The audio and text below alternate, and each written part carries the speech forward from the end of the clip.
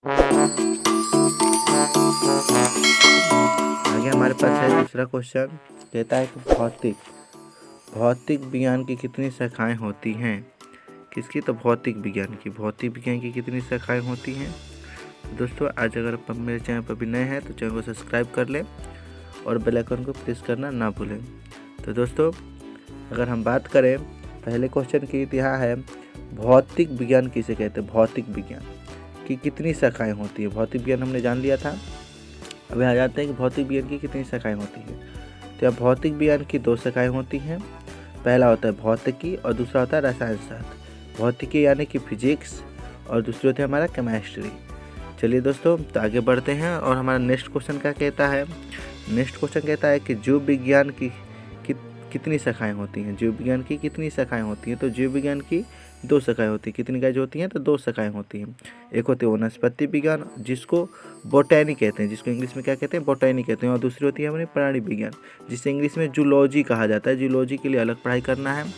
तो गाइज आप सबको समझ में आ रहा होगा। आशा है कि आपको समझ में आ रहा होगा। अगर समझ में नहीं आ रहा तो कमेंट जरूर करें ताकि और भी आपको सरल बताया जाए, और नोट्स बनाते रहें ताकि ये नोट्स में आपको प्रॉब्लम ना हो। आपके लिए 9th के और 10th के लिए ये नोट्स ही है, तो नोट्स बनाते रहें ताकि आप लोगों को कोई प्रॉब्लम ना हो। तो दोस्तों चलिए तो हम आगे बढ़ते हैं। तो अगला क्वेश्चन को आप देख रहे हैं।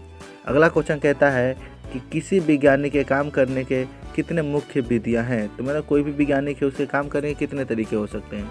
तो हम पहले बता दें कि कोई भी वैज्ञानिक हो उसके काम करने के केवल 5 ही तरीके हो सकते हैं। कौन से होते हैं? कितने? 5 तरीके होते हैं। वो कौन कौन से होते हैं?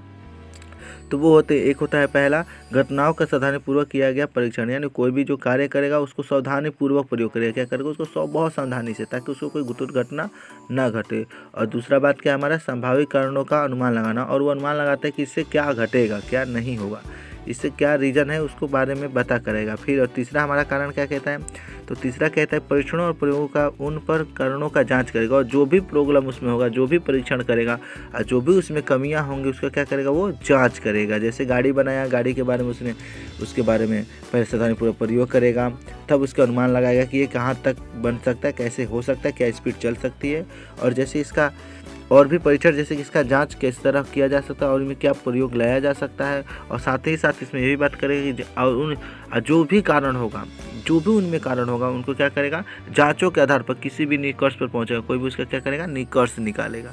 और हमारा लास्ट क्या कहता है कि सावधानीपूर्वक विचारों और क्या कहता है 5वां कि सावधानीपूर्वक विचारों और में सोच में अनुपस्थित सहायक परिवर्तन करेगा। क्या करेगा? वो उसमें अपना परिवर्तन लाएगा, कुछ ना कुछ मतलब अलग होगा या कुछ बदलाव लाने की चेष्टा करेगा। तो यह है मुख्य वैज्ञानिक के काम करने के 5 तरीके। तो चले हम आगे बढ़ते हैं। अगला क्वेश्चन हमारा कहता है कि मात्रक किसे कहते हैं, जिससे VVI कर लें। बहुत VVI है ये, एग्जाम में हर बार पूछ रहा है कि मात्रक किसे कहते हैं। तो चले दोस्तों आगे बढ़ते हैं। तो मात्रक बता दें तो कह रहा है किसी भी राशि की माप के लिए कुछ मानक मापों की आवश्यकता होती है। कोई भी राशि हो उसको मापने के लिए कुछ न कुछ मानक आवश्यकता पड़ती है। इसी मानक को हम क्या कहते हैं? मात्रक कहते हैं। मानक यानी कि यंत्र, मानक यानी कि यंत्र। जैसे कि हमने एक मेज को लिया, अब मेज को मापना है। मेज को हम या तो मीटर माप सकते हैं। चलिए मानते हैं कि कोई दूरियां हैं, तो दूरियां को हमेशा किसे मापता है? तो किलोमीटर मापते हैं। तो मात्रक वो होता है तो किसी भी राशि की मान के लिए कुछ मानक मापों की आवश्यकता होती है। इसी मानक को क्या कहते हैं? हम मात्रक कहते हैं। क्या कहते हैं? इसको मात्रक कहते हैं। नेक्स्ट क्वेश्चन हमारा क्या कहता है? नेक्स्ट क्वेश्चन कहता है कि भौतिक राशियाँ किसे कहते हैं, जिसको इंग्लिश में फिजिकल क्वांटिटी कहा जाता है। क्या कहा जाता है उसको? Physical quantity. तो फिजिकल क्वांटिटी को हम यहाँ इस तरह परिभाषित कर सकते हैं कि भौतिकी यानी कि फिजिक्स के नियमों को जिन पदों में व्यक्त किया, क्या जो भी फिजिक्स की बातें हैं उनको जिन पदों में हम व्यक्त करते हैं उन्हीं भौतिक राशियाँ कहते हैं। उन्हें क्या कहते हैं? हम भौतिक राशियाँ कहते हैं। जैसे लंबाई, द्रव्यमान, समय, बल और वेग। अब बल को मापना हो तो हम कोई ना कोई फोर्स या समय को सेकंड में माप सकते हैं।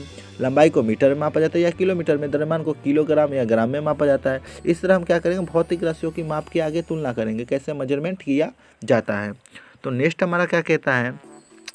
नेक्स्ट कहता है हमारे पास कि भौतिक राशियाँ कितने प्रकार की होती है। भौतिक राशियाँ कितने प्रकार की होती है, तो भौतिक राशियाँ 2 प्रकार की होती है। कितने प्रकार की होती हैं, तो भौतिक राशियाँ 2 प्रकार की होती हैं। पहला आधारी राशियाँ, दूसरा व्युत्पन्न राशियाँ। आधारी राशियाँ यानी बेसिक क्वांटिटीज़, क्या कहते हैं, बेसिक क्वांटिटी, और दूसरा क्या कहता है हमारा डिवाइड क्वांटिटी। क्वांटिटी यानी कि राशियाँ, भौतिक राशियाँ। चलिए आगे बढ़ते हैं। अगला हमारा क्वेश्चन क्या कहता है कि आधारी राशि क्या होता है, तो वैसी राशियाँ जो स्वतंत्र मानी जाती है। स्वतंत्र मतलब जो अकेली है, जो दुनिया में अकेली है, जो किस पर निर्भर नहीं रहती है, तो वैसी राशियाँ जो स्वतंत्र मानी जाती है उन्हें आधारी राशि कहते हैं। जैसे हो गया लंबाई, द्रव्यमान, समय और भी कई सारे हैं, इसलिए हम कहते हैं इत्यादि। वैसे तो हम कह दें कि आधारी राशियाँ टोटल के टोटल 7 होती है। यहाँ पे क्या है कि वास्तव में आधारी राशियाँ कितनी होती हैं, तो 7 होती हैं। आधारी राशियाँ कितनी होती हैं, तो 7 होती हैं। सेकेंड हमारा क्वेश्चन क्या कहता है कि व्युत्पन्न राशि किसे कहते हैं, तो वैसी राशियाँ जो आधारी राशियों के पदों में व्यक्त किया जाता है। तो वैसी राशियाँ जो आधारी राशि में किस में व्यक्त करेगा, वो आधारी राशि में व्यक्त करेगा, उन पदों में व्यक्त किया जाते हैं, उन्हें व्युत्पन्न राशि कहते हैं। जैसे क्षेत्रफल, आयतन, बल, कार्य, ऊर्जा आदि, ये सब क्या है, हमारी सब व्युत्पन्न राशियाँ हैं। तो दोस्तों अगर आपको मेरी वीडियो अच्छी लगी तो वीडियो को सब्सक्राइब जरूर करें, ताकि ऐसे वीडियो लाते रहेंगे। थैंक यू, धन्यवाद।